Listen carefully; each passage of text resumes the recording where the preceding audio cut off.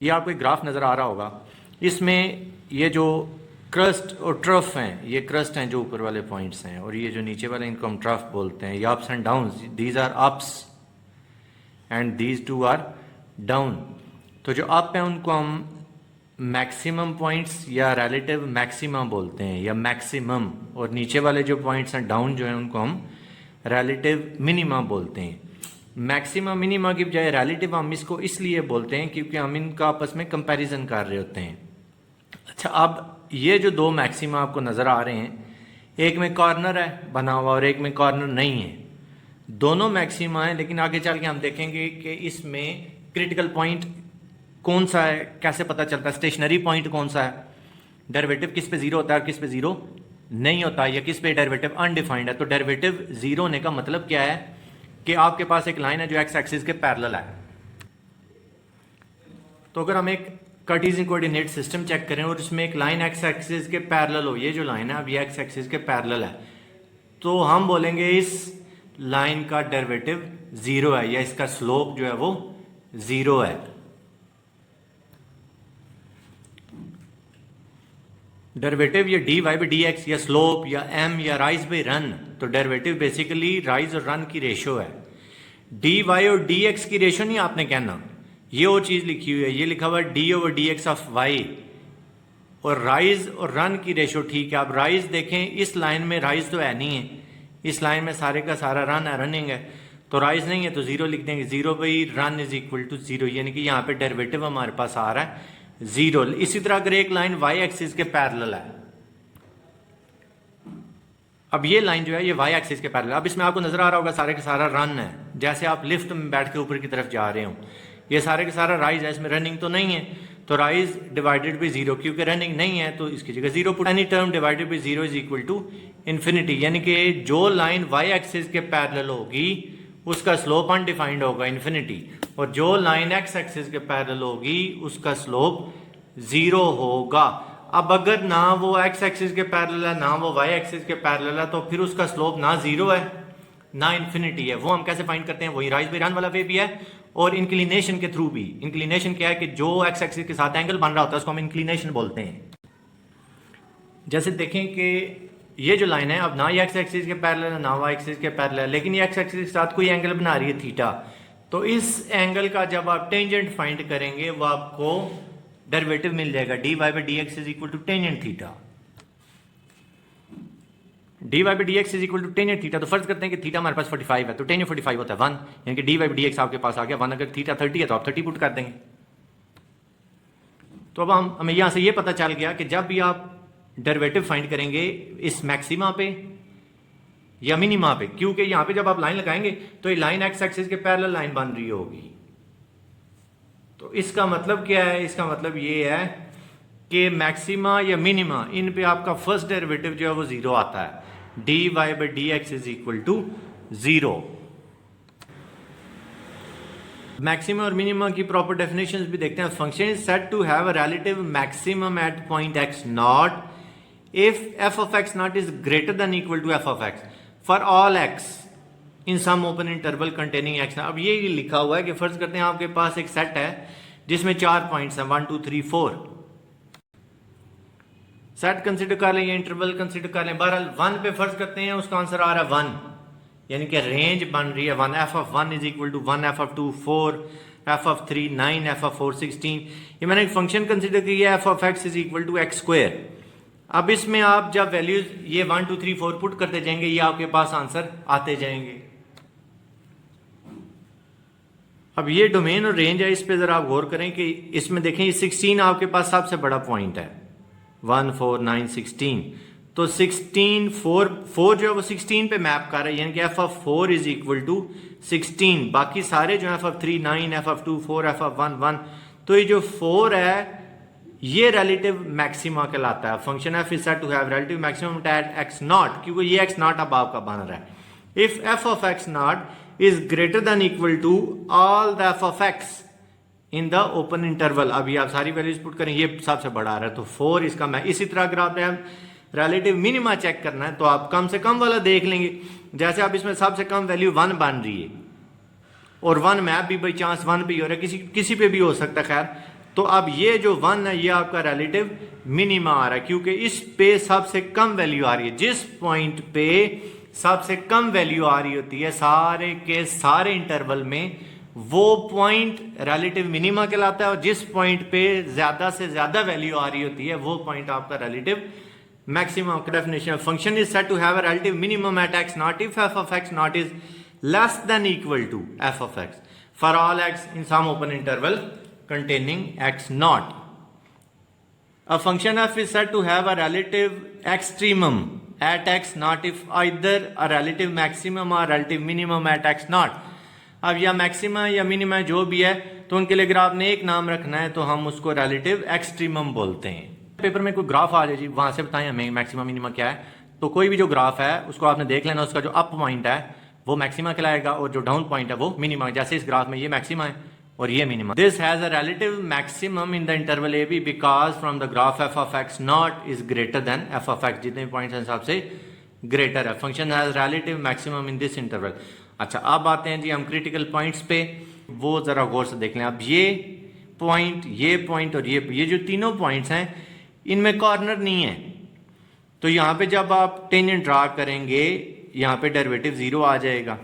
अब जो कॉर्नर्स है जरा उन पे गौर करते हैं। जो लाइन बन रही है वो y एक्सिस के पैरेलल है, तो y एक्सिस के पैरेलल जो लाइन होती है उसमें हमारे पास dy by d x infinity आ रहा होता है, यानी कि आप इसको वर्टिकल टेंजेंट कह लें या नॉन डिफरेंशिएबल कह लें, पॉइंट ऑफ नॉन डिफरेंशिएबिलिटी, और ये हॉरिजॉन्टल टेंजेंट। तो ये दोनों पॉइंट जो है ये क्रिटिकल पॉइंट्स कहलाते हैं। It so happens that relative extrema can be viewed as transition points that separate the regions where a graph of a function is increasing from those where the graph is decreasing. यानी कि जहाँ पे graph increasing और अब ये देखें यहाँ पे ग्राफ ये इंक्रीजिंग है, यहाँ तक इंक्रीजिंग है, ये डाउनवर्ड आ रहा है, ये डिक्रीजिंग हो गया, फिर ये इंक्रीजिंग है, फिर डिक्रीजिंग, ये इंक्रीजिंग, ये डिक्रीजिंग। तो वो आप इंक्रीजिंग और डिक्रीजिंग ये सेपरेट हो रही होती हैं चीजें, उन पॉइंट्स को हम क्रिटिकल पॉइंट्स बोलते हैं या मैक्सिमम मिनिमम बोलते हैं। This shows that relative extrema of a function occurs at point where f has horizontal tangent, जैसे ये पॉइंट है, ये पॉइंट है, ये पॉइंट है, और where the function is not differentiable, जैसे ये दोनों पॉइंट्स हैं। Horizontal tangent mean derivative 0 and non-differentiable mean corners. If f has a relative extremum at x naught, then either derivative at x naught is equal to 0 or f is non-differentiable at x naught. यानी कि अगर आपके पास extremum मौजूद है, extremum means maxima या minimum, तो आपके पास या तो डेरिवेटिव 0 आ रहा होगा और या डेरिवेटिव इन्फिनिटी आ रहा होगा, यानी कि नॉट डिफरेंशिएबल। अब क्रिटिकल पॉइंट की प्रॉपर डेफिनेशन देखते हैं। Critical point for a function f is any value of x in the domain of the function for which derivative is equal to 0 or at which f is not differentiable.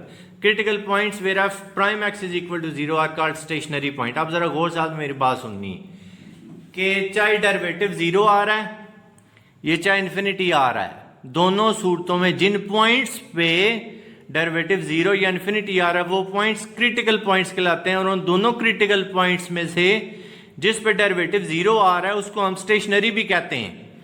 Every critical point is not stationary point. Critical point सिर्फ वही stationary point होगा जिसमें derivative 0 आ रहा है।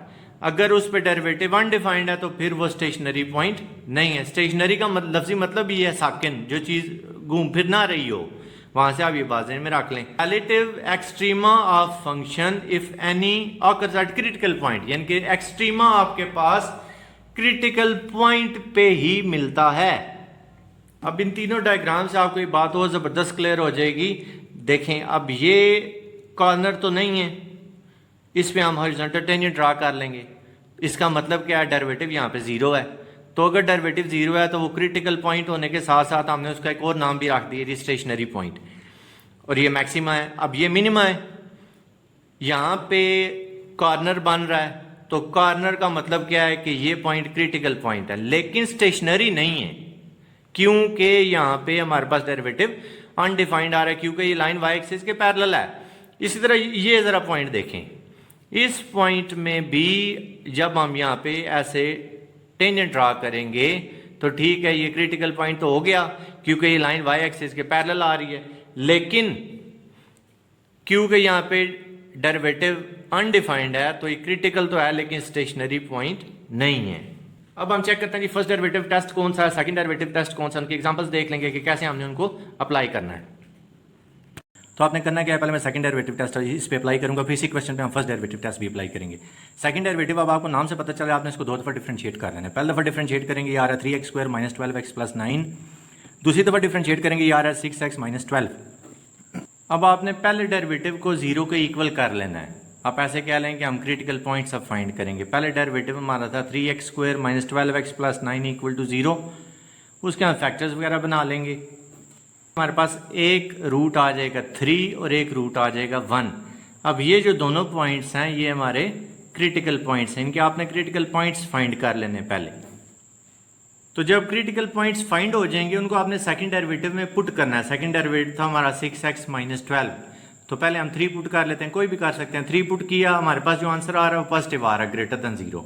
तो second derivative test हमें ये बताता है कि अगर आपके पास आंसर >0 आ रहा है तो फंक्शन मिनिमा है, और अगर <0 आ रहा है तो मैक्सिमा है, यानी कि उल्टा चलना है आपने। अब ये पॉजिटिव आया हुआ है, so function has minimum value at x = 3। अब इसी सेकंड डेरिवेटिव में हम 1 पुट करते हैं। सेकंड डेरिवेटिव था हमारे पास 6x - 12, 1 पुट किया 6 - 12, ये हमारे पास आ गया -6 यानी कि -0। So the function has maximum value at x = 1। तो मैक्सिमम और मिनिमम किन पॉइंट्स पे आ रहे हैं वो तो हमें पता चल गया है। अब अगर आपने मैक्सिमम मिनिमम वैल्यूज फाइंड करनी है तो यही पॉइंट्स आप अपने क्वेश्चन में f(x) में पुट करेंगे। जैसे f(x) हमारे पास ये है तो मैं 3 पुट करता हूँ, इसमें 3 पुट करेंगे, आपके पास जो आंसर आएगा वो मिनिमम वैल्यू होगी क्योंकि इस पॉइंट ने आपको मिनिमा दिया था। f(3) हमारे पास आ रहा है जी 0, इसका मतलब है कि 3 पे आपको मिनिमम वैल्यू मिलेगी और मिनिमम वैल्यू है 0। इसी तरह 1 पुट, अब f(x) में हमने 1 पुट किया, इनके f(1) हमने फाइंड कर लिया, वो आ रहा है 4, मतलब कि 1 आपको मैक्सिमम वैल्यू दे रहा था और मैक्सिमम वैल्यू आपकी आई है 4। अब इसी क्वेश्चन को हम फर्स्ट डेरिवेटिव टेस्ट से चेक करते हैं, लेकिन पहले सेकंड डेरिवेटिव टेस्ट की प्रॉपर डेफिनेशन देखें। सेकंड डेरिवेटिव टेस्ट में ये कहता है let f be a differentiable function in a neighbourhood of c, इनके c के आगे पीछे close where derivative at c = 0, then f has relative maxima at c if double derivative at c is less than 0, and f has relative minima at c if double derivative at c is greater than 0। यानी कि अगर negative आ रहा है तो maxima है और अगर positive आ रहा है तो मिनिमा है। अब इसी पे हम फर्स्ट डेरिवेटिव टेस्ट यूज करते हैं। f(x) x³ - 6x² + 9, तो फर्स्ट डेरिवेटिव हमारे पास जिस तरह पहले आ रहा था वही हमने काम कर लेना है। हमारे पास दो क्रिटिकल पॉइंट्स आ जाएंगे, एक 1 आ जाएगा और एक 3। एक 1 आया और एक 3 आया। अब जरा ध्यान से देखना है आपने। अब हम ये करेंगे 1 के नेबरहुड को चेक करेंगे, यानी कि 1 - एप्सिलॉन और 1 + epsilon, and epsilon is very very small number, आप 0.001 कह लें। अब हम x में 1 - एप्सिलॉन पुट कर रहे हैं, इस x की जगह भी पुट हो गया, इस x की जगह भी पुट हो गया, रिजल्ट हमारा आ रहा है >0 पॉजिटिव। अभी आपने बात ज़हन में रखनी है कि जब हम 1 से पीछे चले थे, 1 - एप्सिलॉन का मतलब है 1 से पीछे, बिफोर 1 हमारे पास पॉजिटिव नंबर आ रहा है। अब हम उसी तरह x में पुट करते हैं 1 + एप्सिलॉन, यानी कि 1 से आगे, आफ्टर 1। x की जगह जब हमने 1 + एप्सिलॉन पुट किया हमारे पास रिजल्ट आ रहा है नेगेटिव। तो बिफोर हमारे पास पॉजिटिव आ रहा था और आफ्टर हमारे पास नेगेटिव आ रहा है। तो जब ऐसी सिचुएशन हो तो हम कहते हैं कि ये जो पॉइंट है, जो 1 हमारा पॉइंट था, ये मैक्सिमा रखता है, रिलेटिव मैक्सिमा एट x = 1। इस ग्राफ को बस आप गौर से देख लें, आपको बात समझ लग जाएगी। f'(x) is > 0 before x = 1, x = 1 से पहले पहले आपके पास पॉजिटिव आ रहा है। f'(x) is < 0 after x = 1, after x = 1 आपके पास नेगेटिव आ रहा है, और 1 पे आपके पास वैल्यू डेरिवेटिव की 0 आ रही है, इनके वो आपका क्रिटिकल पॉइंट है। तो ऐसी सिचुएशन होगी तो हम कहेंगे x = 1 जो है वो हमें मैक्सिमम वैल्यू दे रहा है। अब इसी तरह 3 वाला भी हम चेक करते हैं। अब इसी तरह 3 वाला भी चेक करते हैं। इफ x = 3 - एप्सिलॉन, अब उसी तरह हम 3 - एप्सिलॉन पुट करेंगे, 3 + एप्सिलॉन भी पुट करेंगे। जब 3 - एप्सिलॉन पुट करते हैं तो ये हमारे पास नेगेटिव आ रहा है, यानी कि बिफोर 3 अब हमारे पास आ गया नेगेटिव। ये इस ग्राफ को आप देख लें, आपको बात समझ आ जाएगी। इसी तरह जब आप 3 प्लस एप्सिलॉन पुट करेंगे वो आपके पास पॉजिटिव आएगा। ये आपके पास आ रहा है epsilon into 2 plus epsilon which is greater than 0, यानी कि आपके पास 4x is equal to 3 less than 0, after x is equal to 3 greater than 0 and at x is equal to 3 0। तो इस सूरत में हम कहते हैं कि हमारे पास फंक्शन जो है वो x इज इक्वल टू 3 पे मिनिमा दे रहा है। तो आपने ट्राई पहले सेकंड डेरिवेटिव टेस्ट की करनी है, क्योंकि फर्स्ट ज़रा थोड़ा सा डिफिकल्ट है, लेकिन अगर सेकंड फेल हो जाता है तो फिर आपकी मजबूरी, फिर आपने फर्स्ट करना ही करना है। और सेकंड फेल होता कब है, ये मैं आपको इस एग्जांपल में बताता हूँ। एफ ऑफ एक्स है 1 plus x cube, first derivative आ गया 3x स्क्वायर, सेकंड डेरिवेटिव आ गया 6x। उसी तरह फर्स्ट डेरिवेटिव को 0 के इक्वल किया, x की वैल्यू आ गई 0। यही वैल्यू जब हम सेकंड डेरिवेटिव में पुट करेंगे, अब यहाँ पे आपको नजर आ रहा होगा कि f डबल प्राइम एट 0, ये 0 हो जाएगा। तो जब हम x is equal to 0 second derivative में पुट करते हैं तो हमारे पास रिजल्ट आ रहा है 0। अब यहाँ पे आके हमें मसला बन गया, क्योंकि ना ये ग्रेटर देन 0 है ना लेस देन 0, तो सेकेंड डेरिवेटिव तो फेल हो गया। अब हम फर्स्ट डेरिवेटिव पे आएंगे और फर्स्ट डेरिवेटिव क्या वैल्यू देता है वो देखते हैं। फर्स्ट डेरिवेटिव में अब आप 0 प्लस एप्सिलॉन, 0 माइनस एप्सिलॉन, वही दोनों बातें चेक करेंगे, देखेंगे साइन चेंज हो रहा है या नहीं हो रहा। जब आप फर्स्ट डेरिवेटिव में 0 माइनस एप्सिलॉन पुट करते हैं आपको पॉजिटिव वैल्यू दे रहा है। 0 प्लस एप्सिलॉन पे b आपको पॉजिटिव वैल्यू दे रहा है, यानी कि अब यहाँ पे मैक्सिमम मिनिमम वाला कंसेप्ट खत्म हो गया। At first derivative doesn't change sign at x is equal to 0, तो जब वो साइन चेंज नहीं कर रहा होता तो उस पॉइंट को हम पॉइंट ऑफ इन्फ्लेक्शन बोलते हैं। सो 0 0 is the point of inflection. Graphically भी देख लें पॉइंट ऑफ इन्फ्लेक्शन क्या है, कि जिस पॉइंट पे आपका सेकंड डेरिवेटिव 0 आता है वो आपका पॉइंट ऑफ इन्फ्लेक्शन कहलाता है। जिस पे फर्स्ट 0 आ रहा था वो क्रिटिकल पॉइंट कहलाता है, जिस पे सेकंड 0 आ रहा है वो पॉइंट ऑफ इन्फ्लेक्शन कहलाता है। और पॉइंट ऑफ इन्फ्लेक्शन जो है उस पे ना फंक्शन कनकेव डाउन है और ना फंक्शन कनकेव अप है। ये कनकेव डाउन है, जो डाउनवर्ड है ऐसे समझ लें, ये कनकेव अप है। इस कर्व को भी आप देख लें, इस पॉइंट पे आपका सेकंड डेरिवेटिव 0 है और ये क्या है जी, सेकंड डेरिवेटिव ग्रेटर देन 0, इसमें सेकंड डेरिवेटिव लेस देन 0 है। प्रॉपर डेफिनेशन क्या है, a point where function is neither concave nor convex, या ऐसे भी कहते हैं point at which curvature changes sign, जिस पॉइंट पे कर्वेचर साइन चेंज कर रहा है। जैसे ये देखिए यहाँ पे अब आपके पास ये पॉजिटिव आ रहा है, यहाँ पे 0 हो गया तो इस पे साइन चेंज हो गया, या इधर से बेशक देख लें यहाँ पे नेगेटिव था, यहाँ पे अब ये 0 हो गया। जिस पॉइंट पे कर्वेचर साइन चेंज कर रहा होता है उस पॉइंट को हम पॉइंट ऑफ इन्फ्लेक्शन कहते हैं। जिस पे सेकंड डेरिवेटिव 0 है वो हमारा पॉइंट ऑफ इन्फ्लेक्शन कहलाता है।